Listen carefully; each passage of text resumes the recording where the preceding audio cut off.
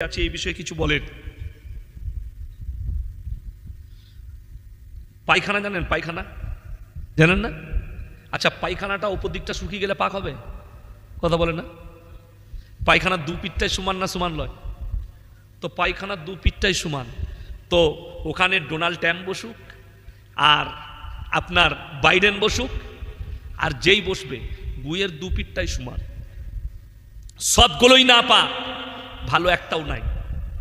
তো যেই বসুক জেনে রেখে দিবেন কিয়ামতের আলামতগুলো প্রকাশ পাচ্ছে আস্তে আস্তে। আমেরিকা খুব তাড়াতাড়ি ক্ষমতাচ্যুত হবে। রাশিয়া এবং চায়না উঠে পড়ে লেগেছে নিজেদের হাতে ক্ষমতা লিবার পৃথিবীর। আপনারা কি মনে করছেন চায়না খুব ভালো, মুসলিম দেশকে সাপোর্ট করছে বলে? না, চায়না ওদের থেকেও ডেঞ্জার। উইঘুরের মুসলমানদের উপরে চায়না যে অত্যাচার করে আপনারা অনুভব করতে পারবেন না। চায়নাতে কেউ যদি রোজা রাখে তার মুখেতে শুয়োরের মাংস ভরে দেয়, কেউ যদি নামাজ পড়ে তাকে জেলে নিয়ে গিয়ে পিটায়, কেউ যদি দাড়ি রাখে তার দাড়িগুলো কেটে দেয়, কোরআন পড়লে লাথি মারে, প্রচুর অত্যাচার করে চায়না মুসলিমদের উপরে। ওই জন্য চীনকে আপনারা কেউ ভালো মনে করবেন না। আর পৃথিবীতে যতটা নোংরামি ছড়িয়েছে, এই সমকামী, এই ব্যভিচার, এর মধ্যে 3 ভাগ হাত আছে চায়নার। সব থেকে বেশি দেহ ব্যবসায়ী হচ্ছে নেপাল, চায়না, উত্তর কোরিয়া, দক্ষিণ কোরিয়ার মেয়েরা, এরা সব থেকে বেশি দেহ ব্যবসা করে। আর হাসিনা যে স্বপ্ন দেখছে, ওর স্বপ্নই দেখা হবে। আপনি ভারতে আছেন, ভারতেই থাকুন, ভালো আছেন। বাংলাদেশে গেলে আপনার জন্য আয়নাঘর রেডি রেখেছে। বাংলাদেশের বিশ্ব ইজতেমায় 2 গ্রুপের মারামারি নিয়ে কিছু বলুন। বড় কষ্ট লাগে কি জানেন? আপনাদেরকে বলে যাই, আলেমদের মধ্যে ইখতিলাফ দেখবেন। আমি বীরভূম জেলায় এক জায়গায় জলসায় গিয়েছিলাম, তো আমাকে প্রশ্ন দিয়েছে যে কোন দল, জামাতের কোন দলটাকে ঢুকতে দেবো। আমি তাদেরকে উত্তর দিয়েছি যে এ যদি বলে ওকে ঢুকতে দাও না, তো একে আগে মারবি, আর ও যদি বলে ওকে ঢুকতে দাও না, তো ওকেও মারবি।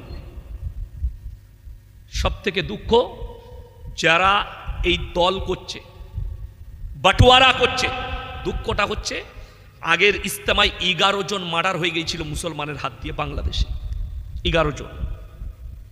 এখন একটা জিনিস মাথায় রাখতে হবে, দিনের দায়ী, দিনের দাওয়াত আমাদের সমাজের লোকে তবলিগ বুঝে আসেনি। তবলিগ অনেকজন মনে করেছে তবলিগটা আমার বাপের। না, তুমি তবলিগের, তবলিগটা তোমার বাপের লয়। সাদ সাহেব যদি মনে করে তবলিগটা আমার বাপের, তাইলে জানবেন গুমরাহির মধ্যে আছে। তবলিগটা তোমার বাপের লয়, তুমি তবলিগের। তবলিগটা প্রত্যেকটা মানুষের জন্য প্রযোজ্য। আপনাকে বাইরে যেতে হবে কোনো মানে নেই তো।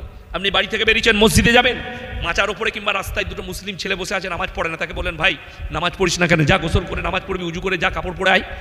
তবলিগ হয়ে গেল। বুঝতে পেরেছেন না? পারেননি?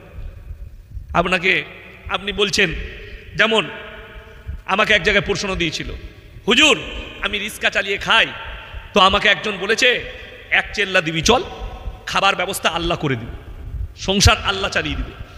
যে মসজিদে, শুনেলেন হাদিসটা, যে মসজিদে শুয়ে থাকে, যদি বলে আমি খালি আল্লাহ আল্লাহ করি মসজিদের ভেতরে আর নামাজ পড়ি, সংসার আল্লাহ চালাই, তার নাম চোর। তার নাম কি বললাম? চোর। কখনো নয়, এটা তবলিগ নয়, তুমি গুমরা।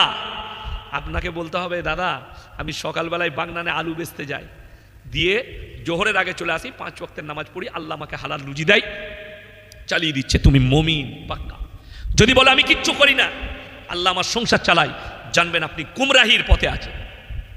ওই জন্যে আপনার কাছে পয়সা নেই, আপনি বললেন আল্লাহ আমার সংসার চালাবে, আপনি রিক্সা চালিয়ে খান, লোকের বাড়িতে কাজ করে, আপনাকে কেউ বলে দিল যাও 1 চেল্লাই চলে যাও, আল্লাহ খাওয়াবে। হ্যাঁ আপনি যেতে পারবেন। যে আপনাকে বলছে, যে জিম্মেদার বলছে চলুন, তাকে বলবেন স্যার আমি অবশ্যই যাব, কিন্তু আমার সংসার, আমি যে 40 দিন থাকবো না, 40 দিনে প্রত্যেক দিন 200 করে 8,000 টাকা আমার সংসারে আমার স্ত্রীর জন্য দিয়ে দেন, মোটমাট 10,000 দেন, ডাক্তার পানিও আছে। আপনি যান, তারপরে বাকি খরচাটা উদেন, আপনি যান। আমি ইয়াসিন, আমি শুয়ে শুয়ে পেনশন পাই। কথাটা বুঝতে পারেননি? আমি সরকারি চাকরি করতাম, রিটায়ার্ড হয়েছি, আমার অ্যাকাউন্টে প্রতি মাসে 30,000 টাকা পেনশন ঢুকে। তো আমি জিন্দগিভর তবলিগে গেলেও আমার অসুবিধা হবে? অসুবিধা হবে না তো? এটিএম কার্ডটা খালি বইয়ের কাছে রেখে যাওয়া, টাকা তুলবে তুমি খাবে, অসুবিধা নেই, আমি ওইদিকে দেখে নিচ্ছি। কিন্তু যে লোকটা রোজ আনে রোজ খায়, যার কাছে কিছুই নেই, এই লোককে যদি আপনি জোর জবরদস্তি পাঠান, এই লোকটা বাড়ি আসার পরে একে দেনা করতে হবে, একে লোকের কাছে ধার করতে হবে। আর ওই ধার যদি সুঝতে না পারে, জেনে রেখে দিবেন একটা লোকের জান্নাতে যাওয়া থেকে কোনো জায়গায় বাধা হবে না, কিন্তু তার কাছে যদি সে ঋণ করে থাকে, সেই ঋণ তাকে আটকিয়ে দেবে। শহীদ, যারা শহীদ হয় ইসলামের জন্য, তারা জান্নাতি না জান্নাতি নয়? জান্নাতি। আপনি বললেন তো অবশ্যই জান্নাতি, কিন্তু শহীদ ব্যক্তি এক জায়গায় আটকাবে যদি তার জিন্দগিতে ঋণ থেকে যায়। 1 টাকা ঋণ থাকলে সেই শহীদ ব্যক্তিকেও আল্লাহর কাছে হিসেব লাগবে, ঋণ পরিশোধ করো তবে তুমি জান্নাতে যাবে। আমাদের দেশের লোক ধার দেনার ঋণটাকে মনে করে কিছুই নয়, ঠিক কি না? বাজারে দেখা হলো, সালাম আলাইকুম ইয়াসিন ভাই, টাকা আনতে ভুলে গেছি, 200 টাকা দেন তো, ঘরে গিয়ে দিয়ে দিচ্ছি। হয়ে গেল 200 টাকা, বলে জোহরের নামাজে পড়িয়ে দিচ্ছি। জোহর গেল, আসর গেল, মগরিব গেল, এশা গেল, ফজর গেল। তারপরে দিন দেখা হয়েছে জোহরের সময়, ভাই 200 টাকাটা, আচ্ছা আসরের সময় লিলিস। তারপরে আবার আসর চলে এলো, মাল পেলাম না। এরকম লোক আছে না নাই? সে দেখলে ইয়াসিন আর চাইছে না টাকাটা, তার মানে আমার হয়ে গেল, বাস সে মনে করলে আমি বেঁচে গেলাম। আল্লাহর কসম করে বলছি, কিয়ামতের দিনে তোমার নেকিগুলো কেটে যার কাছে ঋণ করেছো তাকে পরিশোধ করা হবে। আমাদের সমাজে আর একটা গন্ডগোল, জানাজার ময়দানে এলান করা হয় না, হয় না, যে আমার আব্বাজি দুনিয়া থেকে চলে গেছে, আমি অমুকের সন্তান, তো আমার আব্বা যদি কোনো ঋণ করে থাকে আমাকে বলবেন, আমি পরিশোধ করব। লোকে ওয়াদা করে না, করে না? ওয়াদা হয়ে গেল, 3 মাস কেটে গেছে, পাড়ার একজন এসে বললে, বাপ এই দেখ তোর বাপের সই করা আছে, আমার কাছে 10,000 টাকা ধার নিয়েছিল, কবরে যা বলবি, যা, আমার কি কোথাও পাবি, কবরে যা। ঠিক বললাম না ভুল বললাম? আপনি মনে করছেন কবরটা দেখিয়ে দিয়ে আপনি বেঁচে গেলেন? না, অতগুলো মুমিন ব্যক্তি নামাজির সামনে আপনি ওয়াদা করেছেন যে আমি আমার বাপের ঋণটা মাথায় নিলাম, এরপর আপনার বাপ দায়ী থাকবে না, আপনি দায়ী থাকবেন।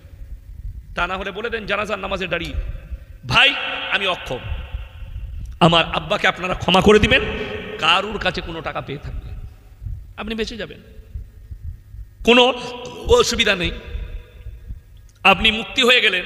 যে আমি নিতে পারলাম না, আপনারা মুমিন ব্যক্তি হিসাবে আমার আব্বাকে ক্ষমা করে দিবেন, কাজ মিটে গেল।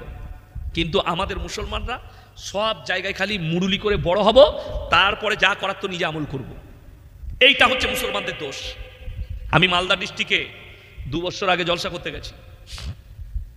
দুঃখটা কোথায় জানেন?